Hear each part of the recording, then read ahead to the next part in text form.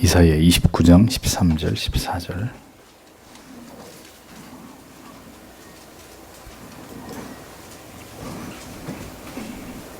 같이 읽겠습니다.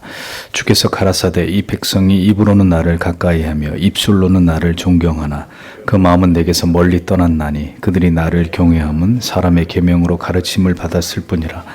그러므로 내가 이 백성 중에 기이한 일 곧 기이하고 가장 기이한 일을 다시 행하리니 그들 중에 지혜자의 지혜가 없어지고 명철자의 총명이 가리워지리라. 아멘.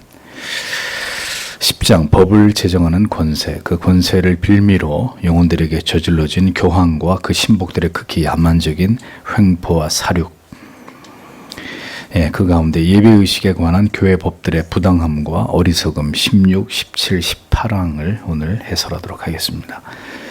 16항, 인간의 법을 분별하는 영구한 원리.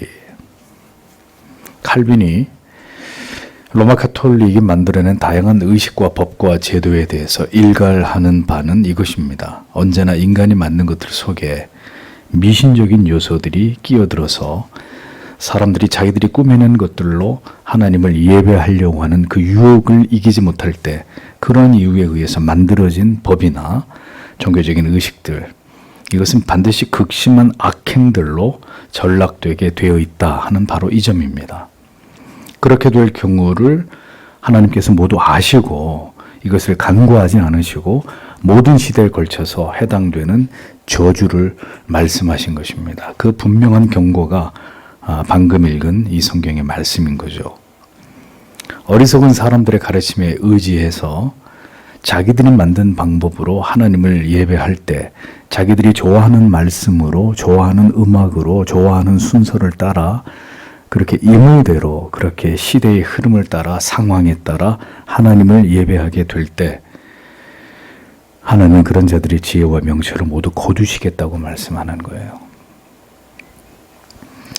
몰라서 안 하는 게 아닙니다. 하나님이 말씀하지 않았고 하나님이 원치 않으신 것이기 때문에 교회가 하지 않는 것입니다. 우리 교회는 왜 줌을 사용해서 성경 공부 같은 거 하지 않습니까? 왜 유튜브로 예배를 송출해서 집에서 예배 보도록 이런 배려를 해주지 않습니까? 할 줄 몰라서 하지 않는 게, 지혜가 없어서 못하는 게, 돈이 없어서 못하는 게 아니고 하나님이 말씀하지 않은 방법으로 하나님을 예배할 수 없기 때문에 하지 않는 것입니다.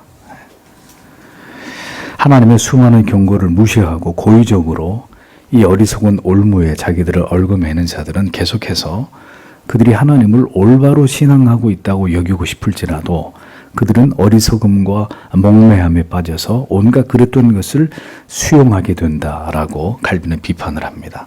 물론 이 대상은 캐톨릭이었지만 마치 이 시대를 칼빈이 보고 이와 같은 비판을 하는 듯한 느낌을 받을 정도로 성경에서 벗어난 의식과 제도와 어떤 형태, 신앙의 형태를 만들어내는 모습들은 그 당시 캐톨릭이나 지금의 기독교나 다르지 않다고 봅니다. 이렇게 하나님의 말씀의 틀을 벗어나서 인간이 무엇인가 자율적으로 자기들이 원하는 것들을 추구하고 만들어내고 유행을 만들고 그런 것들을 예배나 하나님을 신앙하는 내용 가운데 도입을 하게 될 때 결코 하나님께서 이것을 기뻐하시거나 하나님이 이것을 용납하시는 일들은 일어날 수 없다는 것입니다. 우리가 가보지 않은 길로 가지 않고 오직 옛 길을 따라서 하나님을 신앙해야 되는 이유는 그 길이 가장 안전하기 때문입니다. 다른 이유는 하나도 없어요. 사람들은 그런데 저를 비롯해서 우리는 새로운 걸 좋아하잖아요. 뭐든지 신제품, 최신형, 뭔가 새로운 형태, 새로운 패러다임, 새로운 교회, 새로운 예배, 새로운 찬양, 뭐든지 항상 이렇게 새로운 첨단을 달리는 이런 것들을 지향한단 말입니다. 사람의 본성상. 근데 그 가보지 않은 길을 이제 하나님을 신앙하는 것 안에서 우리가 그릇되이 섣불리 행하게 되면 이것은 그것조차도 하나님이 용납하시고 이해하시는 하나님을 신앙하는 바른 그런 내용이 될 수 없고 하나님을 모독하는 것이 된단 말이죠. 이 우리 개혁 신앙을 설명하면서 칼빈이 얘기하는 이런 부분들은 굉장히 중요한 부분입니다. 중요하게 여겨야 되는데 대다수의 교회들은 중요하게 여기지 않죠. 칼빈이 잘못됐다고 얘기를 하죠. 하나님을 신앙함에 있어서 무엇인가 새로운 방법을 만들어내고 그것이 더 하나님을 잘 신앙하는 방법인 것처럼 임의로 무엇인가를 바꾸는 것은 지극히 위험한 일이라는 것을 우리는 수많은 의식과 법과 제도들을 만들어낸 캐톨릭을 통해서 그 그릇됨을 교훈받을 필요가 있는 것입니다. 언제든 우리는 깨어 있어서 우리의 이 시대의 교회들이 캐톨릭과 같은 전차를 밟으려고 할 때 분연히 일어나서 이것을 반대하고 비판해서 어리석은 과오를 반복하지 않도록 해야 되는 의무와 책임이 있습니다. 그러니까 여러분들이 교회사를 잘 보면 모든 시대마다 인간들이 만든 그릇된 전통들이 존재했습니다. 이런 것들을 철저하게 폐기하고 하나님의 말씀에 입각한 것들로만 지켜나가고자 하는 이런 노력이 멈출 수 없는 노력이 필요하다는 것입니다. 한 번 개혁된 교회는 계속해서 성경의 말씀으로 돌아가려고 하는, 개혁되려고 하는 이 노력을 지속시켜 나가야 되는 것이죠. 하나님의 말씀과 무관한 법들, 사람들이 만들어낸 법들 가운데 하나님을 예배하는 방법을 제정하는 것이나 구원을 얻는데 필수적인 것들이라고 주장하는 우리의 양심을 얽어매는 이런 것들을 우리는 분명히 분별할 수 있어야 합니다. 성경이 분명히 명시하고 교회사와 교리가 우리에게 가리키는 길이 아니라면 우리는 그 길을 가지 않겠소 하고 거부할 수 있어야 되는 거죠. 모든 교회가 다 그 길을 쫓아간다 하더라도. 이러한 일은 그런데 인간들이 자기 스스로를 위하려고 하는 이 죄악된 본성과 관련된 부분이기 때문에 그것과 부단히 싸워야 되는 일이기 때문에 쉽지가 않아요. 쉽지가 않아요. 그래서 교회를 개혁하기 위해서 강력하게 드라이브를 걸면 걸수록 엄청난 반발에 부딪히고 성도님들이 교회를 떠나시거나 목회자가 쫓겨나가거나 이런 일들이 실제로 일어나는 것입니다. 왜? 우리가 원하는 것이 있는데 그것을 다 하지 못하게 하고 다 버리게 하고 옛 것을 뭔가 이전에 하지 않았던 새로운 형태의 신앙 폼을 요구하니까 싫다는 거예요. 그게 하나님이 원하셔도 내가 싫다, 우리가 싫다고 얘기하는 거죠. 그렇게 해서 개혁이 실패하는 것입니다. 이런 일은 인간들이 스스로를 위하려고 하는 죄악된 본성과 부단히 싸워야 되는 어려운 일들입니다. 인간은 모두 하나님을 위한다고 하지만 사실은 자기 자신을, 인간을 더 위하고자 하는 마음으로 모든 것들을 변질시키려고 하는 그런 특성이 강합니다. 그래서 언제든 간단히 하나님께서 말씀하신 원리와 법을 벗어나서 스스로 자구책을 찾는 일에 천재적인 능력을 가지고 있단 말이죠. 그래서 하나님의 법을 지키고자 하는 중심을 속히 버리고 언제나 인간을 위하고 사람을 위한 방식으로 모든 신앙의 행위를 뜯어 고치는 이런 일들, 이렇게 합리화하는 저주스러운 일들을 서슴지 않는단 말입니다. 그러니까 조금만 자신에게 위험을, 불이익을 느껴도 간단히 신앙의 올바른 도를 저버리고 스스로 살 길을 찾는 그런 존재가 인간인 거죠.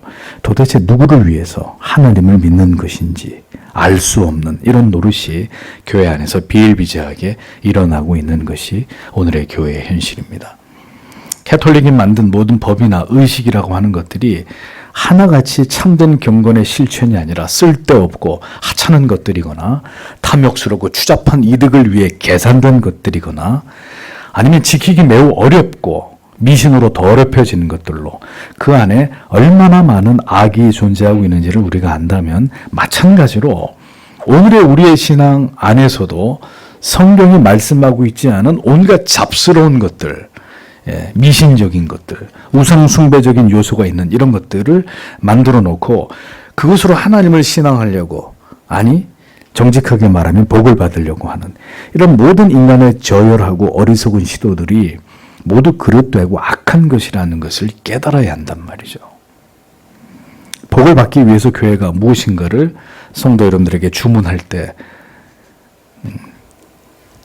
의외로 사람들이 그런 것들을 잘 따르는 경향이 있단 말입니다. 의외로. 그냥 새벽기도 합시다 그러면 안 하는데 연말 연시 특별 새벽기도 이렇게 하고 그 새벽기도 때 무슨 특별한 기도 제목을 써내고 이렇게 해서 하나님이 그 기도에 응답해 주시고 복을 주신다. 이렇게 이제 이벤트를 하면은 교회가 가득 차는 거죠. 올바른 신앙을 세우고 더 하나님을 알아가기 위해서 교리를 배우고 좋은 신앙의 양서를 읽는 일에 대해서는 그렇게 무관심하고 그것을 멀리하는 분들이 축복을 받기 위해서 교회가 행하는 어떤 특별한 이벤트는 열심히 참석을 하고 참석만 하시는 게 아니라 헌금도 내놓죠. 헌금도. 그러니까 이런 것들이 미신적인 신앙이 아니면 도대체 뭐가 미신적인 신앙이냐 하는 것입니다. 무엇인가 특별한 날 하나님께 나아가서 빌고 물질을 드리면 복과 평안을 얻고 한 해도 잘 될 것이라고 여기는 이러한 믿음. 이것이 과연 주를 위한 믿음인지 나를 위한 믿음인지 진지하게 생각해 보실 필요가 있는 것이라는 겁니다. 그래서 여러분 무엇이든 신앙을 위해서라면 해도 좋은 것이 아니에요. 그것이 하나님을 명하신 것이고 진정 그것이 하나님을 위한 것인지 그 영광을 드러내기 위한 것인지를 생각해야 하는 것입니다. 그렇지 않으면 그것은 모두 나를 위한 것이 되고 그것은 하나님 앞에 부끄러운 일들이 될 수밖에 없기 때문입니다. 17번째 로마 교회법은 하나님의 말씀에 가감하지 말라는 금령을 무시한 것들임. 로마 가톨릭은 그렇게 다양한 전통과 법과 의식을 임의로 만들어 놓고 이것은 모두 자기들에게서 나온 것이 아니라 하나님에게서 비롯된 것이다 이렇게 주장을 합니다. 그들은 교회는 언제나 성령으로 다스림을 받기 때문에 교회가 결정하는 모든 것들은 오류로부터 보호를 받는다. 성령의 권위 아래 항상 있다 이렇게 말하는 거예요. 그것으로 자기들을 합리화하는 거죠. 예. 감히 그 교권에 도전하지 못하도록 담을 쳐버리는 것입니다. 그러므로 자기들의 모든 전통은 모두 성경의 계시들이고 그것이 불경하게 하나님을 경멸하는 것이 아니라면 절대로 그런 것들을 멸시해서는 안 된다. 멸시할 수 없다. 이렇게 주장을 합니다. 그리고 그러한 권위를 합리화하기 위해서 그들은 그 전통들의 대부분이 누가 지켜온 것이라고 말해요? 사도들이 다 지켜왔던 것들이다. 사도들이 이렇게 기만한단 말이죠. 그래서 그 예로 그들은 초대교회가 공회로 모였을 때 공회의 법령으로 모든 이방인들에게 명해서 우상에게 바쳐진 물건들을 삼가고 피를 삼가고 목매어 죽인 것들을 삼가하라고 그렇게 했다고 주장하는 거예요. 그게 공회의 법령으로 취해진 조치다 이런 식으로 이제 왜곡시키는 거죠. 이러한 성경의 구절을 바탕으로 그들의 교권을 합리화하고 정당화하는 것입니다. 칼빈은 우리가 진정으로 그리스도께서 우리에게 바라시고 원하시는 그런 교회를 이루려고 한다면 결코 하나님의 말씀의 한계를 벗어나서 스스로 세운 법과 제도와 전통을 만들어서 어리석은 만용과 장난을 치는 것을 금해야 된다라고 강력하게 촉구하고 있었습니다. 그것은 결코 참된 교회의 모습이 아니라는 것이죠. 우리는 무엇인가 더 세련되고 더 그 시대의 흐름과 걸맞고 더 많은 사람들이 좋아하는 것으로 교회를 신앙의 내용과 그 방법을 부단히 변화시켜 나아가기를 원합니다. 그래서 오늘의 교회의 모습을 교회 건물의 모습을 한번 보세요. 요 사이에 짓는 교회들을 한번 잘 보시란 말입니다. 중세시대 때 높은 첨탑을 세워서 의리의리한 규모로 두오모 성당, 큰 대규모 성당을 지어야 구원을 받고 그것이 우리의 믿음을 드러내는 수단이라고 믿어서 그렇게 어마어마한 규모로 거의 예술적 작품 같은 이런 큰 대성당을 지었던 것도 하나님 보실 때 옳지 않은 것이지만 지금의 교회 모습을 보면 교회가 교회처럼 보이지가 않는 거죠. 일단은 뭐처럼 보여요. 아주 세련된 문화예술 공연장을 방불합니다. 저희 교단에서 제일 큰 교회, 지금은 탈퇴했습니다만 일산에 가서 그 교회 앞에 가서 보니까 이게 교회가 아니에요. 교회가 그 외벽 구조나 이런 그 모든 그 예배당의 그 규모나 모든 것이 이게 교회라고 볼 수는 없고 컴플렉스, 복합 단지, 여러 시설들이 들어가 있는 종합적인 뭔가 어떤 그런 문화 행사가 이루어지는 그렇게 생겼어요. 교회가 굉장히 멋있죠. 뛰어난 음향 시설, 첨단 조명, 첨단 방송 시설, 편안한 개인 객석 같은 예술의 전당이나 가면 이렇게 몸이 쑥 기대서 편안하게 예배드릴 수 있는 개인 객석 같은 의자, 뭐 그 밖에도 교회 안에 마련된 카페나 짐 같은 이런 부대 공간들. 우리는 종종 생각해 보아야 합니다. 우리가 우리의 불편함을 무릅쓰고 하나님을 예배하고 성도의 모임을 유지하고 있는지를 물어봐야 됩니다. 저는 여러분 8년째 한 사람이 겨우 들어가서 일을 할 수 있는 그 공간에서 진액을 쏟아 말씀을 연구하고 설교를 준비합니다. 이제 책들에 제가 파묻히기 직전입니다. 그런데 여러분들이 아시다시피 제가 지금까지 여러분에게 불편하다는 말씀 한마디 드린 적이 없습니다. 왜? 신앙이란 원래 그런 거기 때문에요. 신앙이라는 게. 내가 잘 되고 내가 더 편해지고 내가 더 안전하고 안락하고 이걸 추구하는 게 아니라 불편함을, 위험함을, 불이익을 감수하고 하나님을 영화롭게, 하나님의 말씀과 법을 지켜서 모든 것을 희생함으로 주님을 섬기는 것, 그게 신앙의 기본적인 정신이기 때문입니다. 근데 우리는 우리에게 조금만 불편하고 조금만 불리하고 조금만 뭐 이게 위험하고 부담이 되고 이러면 다 피해버리는 거죠. 다 피해버리는 거예요. 그런 신앙이 성경이 어디에 나옵니까?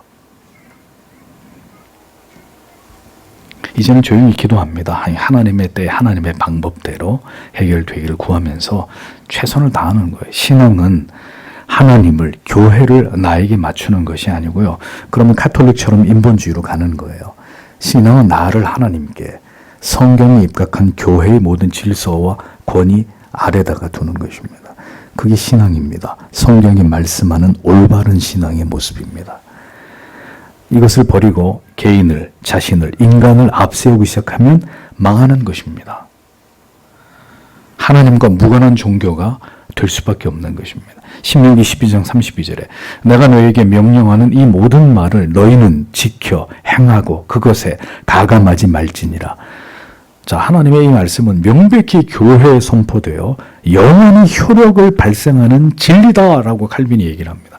잠언 30장 6절에서도 너는 그의 말씀에 더하지 말라. 그가 너를 책망하시겠고 너는 거짓말하는 자 될까 두려우니라. 오늘 아침에 오전에 들으신 계시록의 말씀도 이와 같은 의미를 청명하고 있는 것을 우리가 살펴보지 않았습니까? 성도는 교회를 향하신 이 말씀을 들어야 합니다.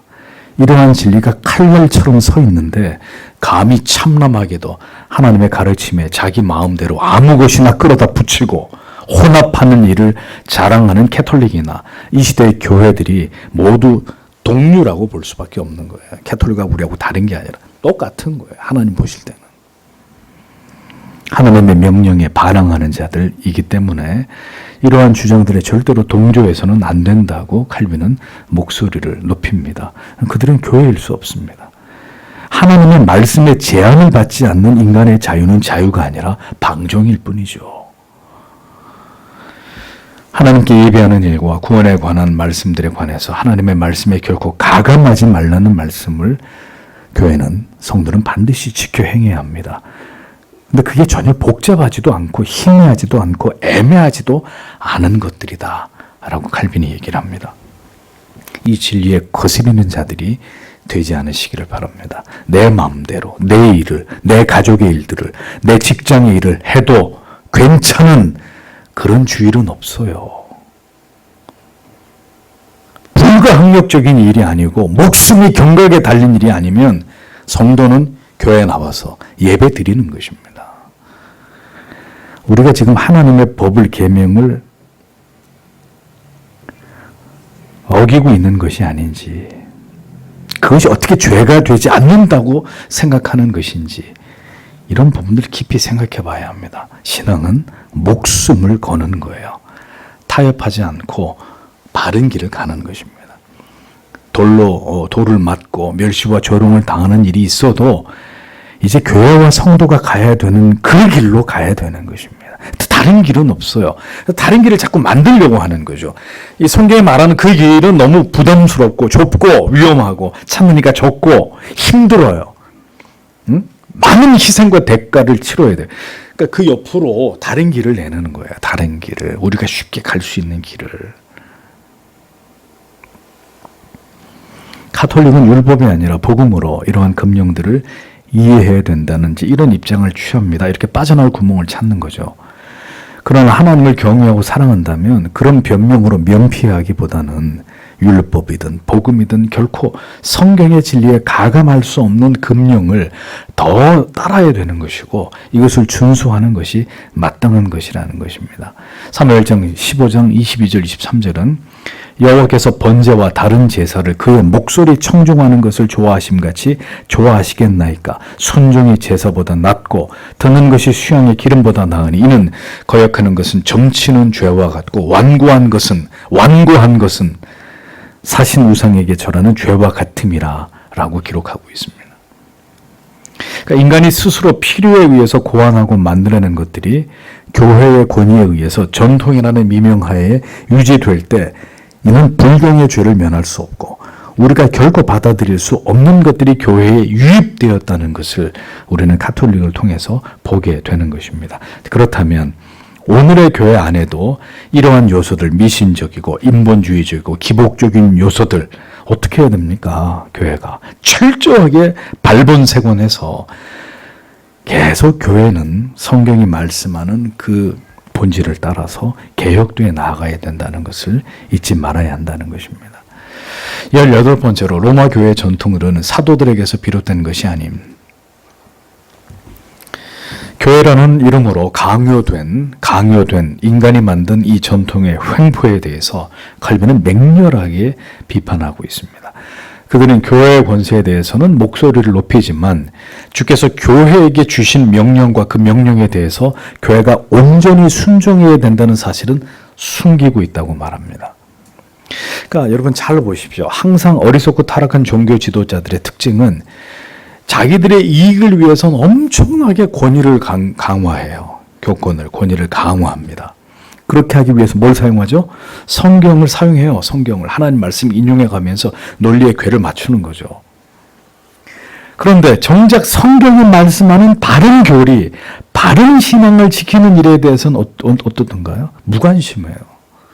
자기가 뭔가 주장하는 걸 얘기할 때는 강력하게 성경을 등에 업고 심지어 어떨 때 교리까지 등에 업고 막 주장을 합니다. 응? 근데 그게 자기가 원하는 거, 자기가 바라보는 방향으로 교회를 끌고 가려고 할 때는 그런 짓을 하는데 정작 성경이 정직하게 말씀하고 있는 그 교리와 신앙을 지키는 일에 대해서는 자기 자신도 그것을 지키지 않을 뿐더러 교회 앞에도 얘기하지 않는 거예요. 얘기하지 않는 거예요. 이익을 위해서는 권위를 사용하지만 바른 진리를 올바로 가르치고 지키는 일을 위해서는 전혀 그렇지 않다는 것입니다. 성도는 성경이 교회에 말씀하는 바를 지켜 따라야 합니다. 그렇게 함으로써 우리가 온전히 교회를 이룰 수 있는 것입니다. 교회가 성경을 바른 진리를 말해도 이를 거부하고 부정하고 이탈하는 것은 성도의 신앙일 수 없습니다. 가톨릭은 그들이 만든 전통의 기원을 사도들에게 두기를 고집했습니다. 왜 그럴까요? 자신이 없으니까요. 자기들이 주장하는 것들에 대한 근거를 정확히 찾아서 이거다라고 규명할 수 없으니까 그런 것이죠. 거짓입니다. 사도들의 가르침은 지킬 것을 새롭게 만들어서 양심의 짐을 지우는 것을 단호하게 거부하고 하나님을 예배하는 일을 인간이 만들어낸 수단들로 오염시키는 것을 금지합니다. 그러니까 사도들은 전혀 가톨릭이 주장하는 거나 만든 것과 무관하고 그들과 일치점이 전혀 없어요. 그런데 이제 가톨릭은 한사코 자기들이 만든 전통들을 사도들의 그것이라고 이렇게 이제 왜곡하는 거죠. 기록되지 않은 사도들의 법령들이 가톨릭의 관습과 관례로 전달되었다는 이런 주장들 터무니없는 것에 불과합니다. 가톨릭의 모든 의식들은 유대교와 이방인들의 신앙의 흔적을 모방해서 흉내내고 나름대로 재해석한 헛되고 사소한 것들에 불과하다는 것입니다. 그래서 여러분 가톨릭을 잘 보시면 뭐에 치중합니까? 보여지는 것들, 보여지는 의식, 의복, 그리고 그 예배당, 성당의 그 어떤 내형과 외형, 보여지는 것, 뭔가 더 엄숙해 보이고 경건해 보이고 신비롭게 보이고 장엄한 것을 추구하는 거예요. 그렇게 보이는 것으로 그들의 모든 위선과 가식을 감추고 싶은 것입니다. 눈속이 많은 거죠. 사도시대 이후 감독들이 교회를 치리하고 권징할 때부터 성경에서 벗어난 것들을 의식화하려는 무지하고 어리석은 자들이 이미 그 시대부터 생겨났습니다.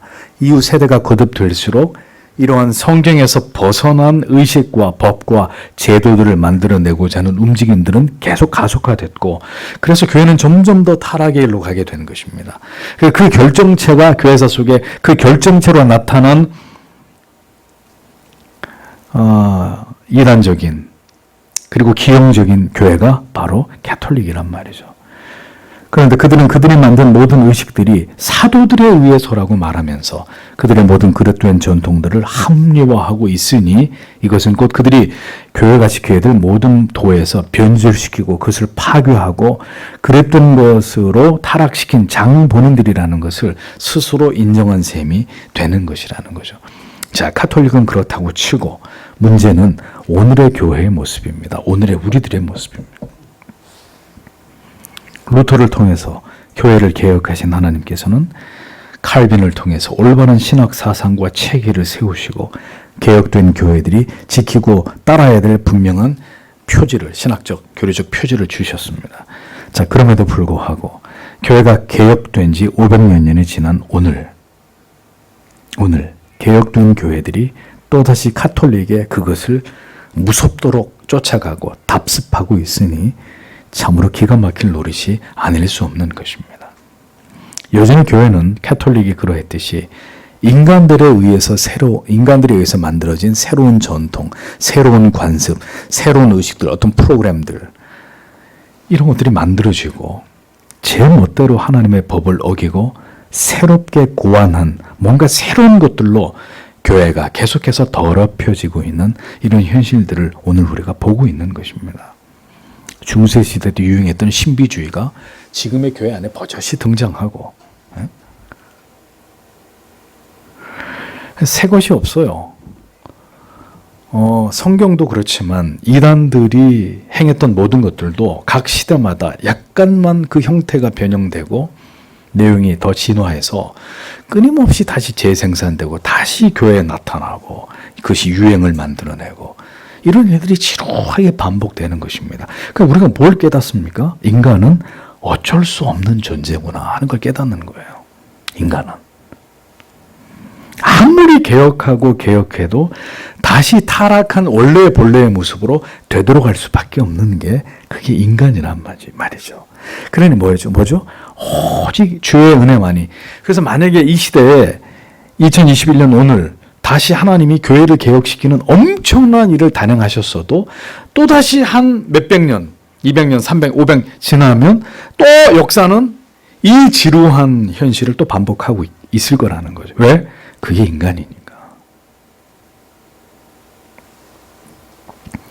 그래서 오직 주의 은혜만이 자기 백성들을 지키고 영원한 구원과 생명의 길로 인도하실 따름이라는 것입니다. 사람은 어떤 노력을 하고 어떤 뭔가를 만들어내고 새롭게 뭔가를 시작하고 그리고 이게 다 주를 위한 겁니다 라고 아무리 떠벌려도 그것이 결코 하나님이 원하는 것이 아니라 다 사실은 자기 자신들을 위한 것이 될 수밖에 없다는 거죠. 부디 이 교회가 계속해서 개혁하고 또 개혁해 나아가고 성경이 말씀하고 있는 교회의 모습으로 온전히 회복되어 나갈 수 있기를 도리가 없습니다. 살아있는 날 동안 우리도 깨어 기도하고 주의 은혜와 도우심을 구하면서 뜻을 모아야 하는 것이죠. 그것이 교회가 존재하는 이유이고 목적이 되어야 하는 것입니다. 기도하겠습니다.